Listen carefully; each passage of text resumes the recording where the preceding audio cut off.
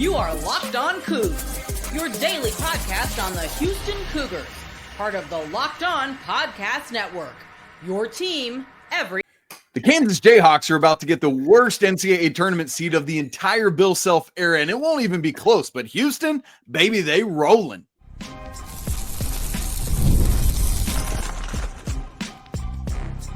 You are Locked On College Basketball, part of the Locked On Podcast Network, your team every day.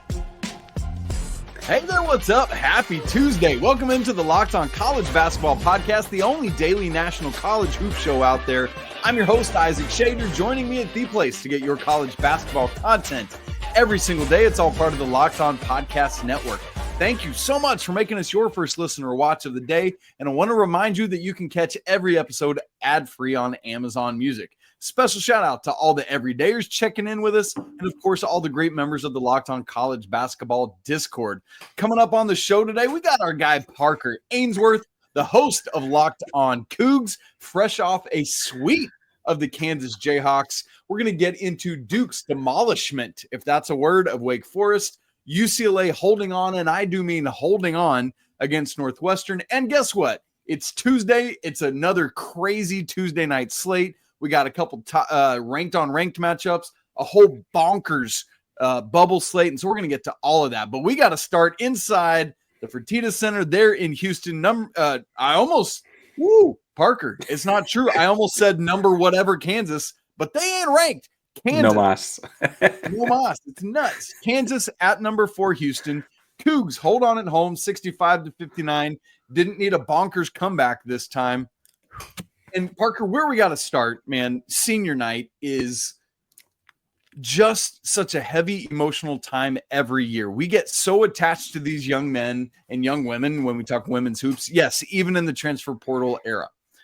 And Parker, that hug pregame between Juwan Roberts and Kelvin Sampson, all the emotion and 6 yearsness of it that went into it. Dude, I was, as a dad, we're both dads. Dude, I was done. I had nothing. What does that moment mean to you as the host of Locked On Cougs? I mean, that's what this program is built on. And both those two men in that moment are like who built this in a lot of ways. And I don't mean to like take Malik Wilson and Javier Francis and Ramon Walker and LJ Cryer also all had big parts of making this program what it is. But they talked about it. I forget if it was, I think it was in the Post, but they're talking to Kelvin Sampson, and he's like, hey, it was the summer of 2018, and we were at Peach Jam, and he was playing on a side court at 6'6", $185, right? Like, and then, hey, he's playing really hard. Let's go watch that guy.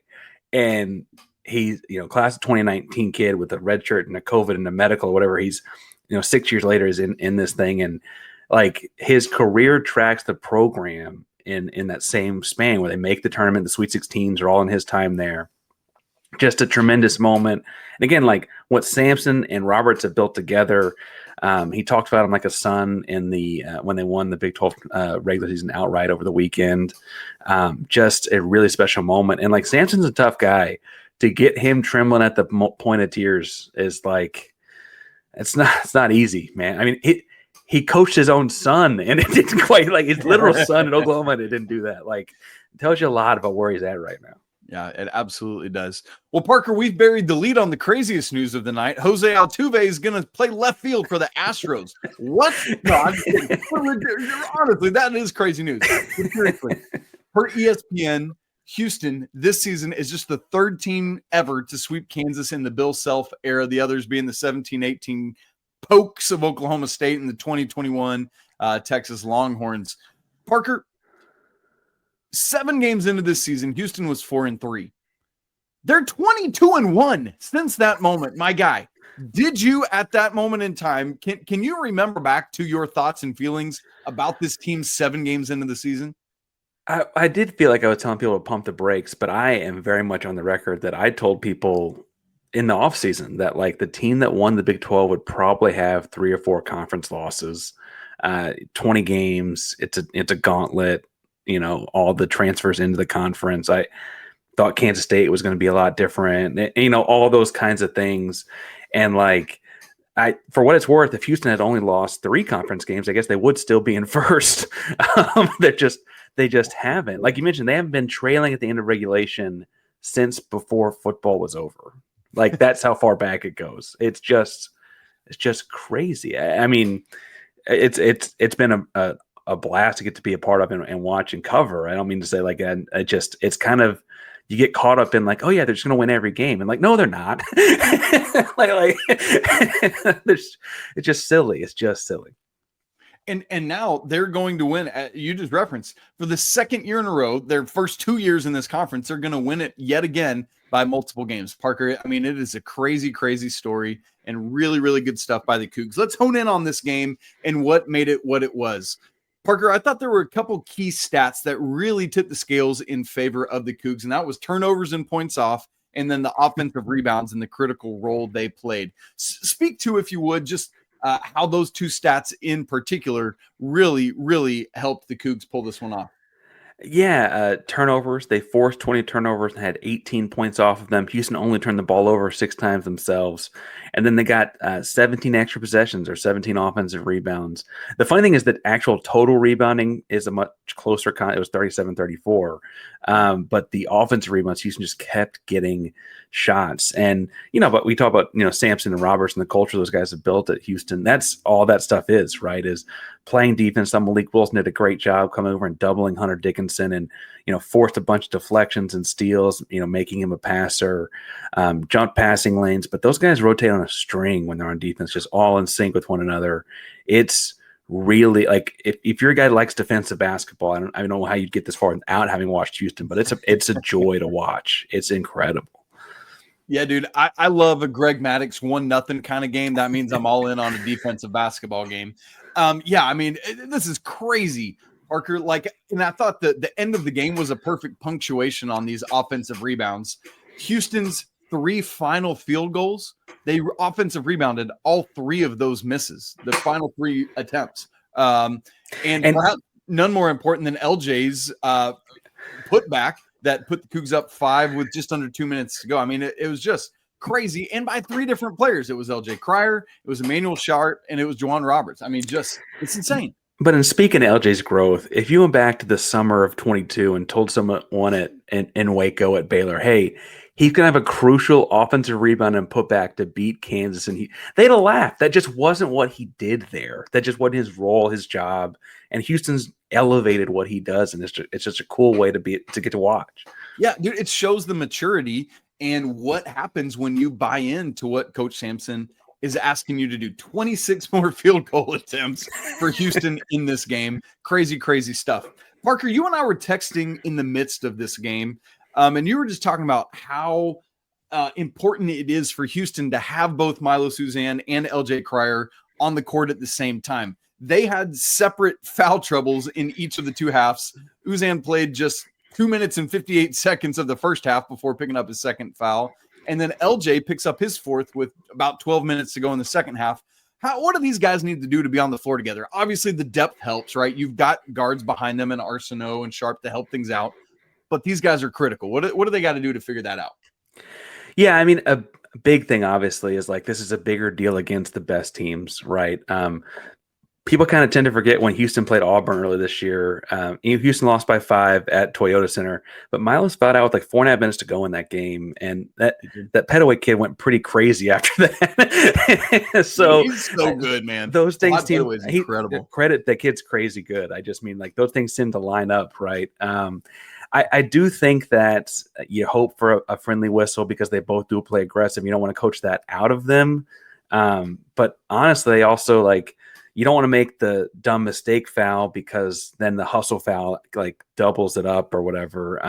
When they're both on the floor, Milos runs a great offense and LJ is, his gravity in a Steph Curry kind of sense. He's not Steph Curry, but the same kind of like pull, right? I hear what you're saying. Absolutely. It changes up what defenses can and can't do. You kind of have to have both of them against those top caliber teams. Like if they were to get to a Sweet 16, Elite 8, Final Four, etc., you're going to want them on the floor for about 38 minutes apiece, if not more. They're that important to what Houston's doing. Yeah. Well, and I tell you, when you get to the end of these games, we're switching from Uzan to Emmanuel Sharp, but he and LJ Cryer Sharp and Cryer, folks, if you're not realizing this, have combined this season. I'm adding the stats in from the Kansas game, are a combined 133 for 145 from the free throw line. That's 91.7%. How insane does that help at the end of a game? I absolutely love it. And Parker, here's the moment in this show where Isaac Schaade puts his hand up for a mea culpa and said, I say a couple weeks ago, my man, somebody had asked me, like, is Houston a Final Four ceiling team? And at that point, I said no.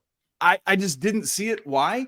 Because to me, LJ Cryer was not Marcus Sasser or Jamal Shed. Like, he just hadn't fit that mold. But going back to that maturity we just talked about and his evolution in the Houston system, dude, he's done it. And since that moment, in my opinion, LJ has gone, well, I don't say nuclear. And now I stand here, a man convicted. Elite Eight is no longer this season, man. This is a national championship potential team. Agree or disagree? Yeah, I mean, obviously I'm going to agree, right? But I think that the truth there is that there's going to be matchups and it's all one game samples and chaos. Like, if I'm being blunt, I think last year's team was too, and Jamal Shed turned his ankle and they didn't have the depth of this year's team. I think they've got depth this year, which will help.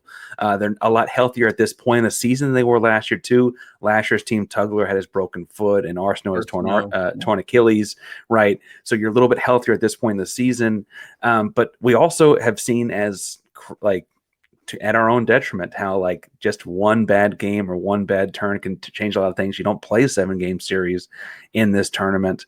I do think though it's the kind of team that is talented enough to do it.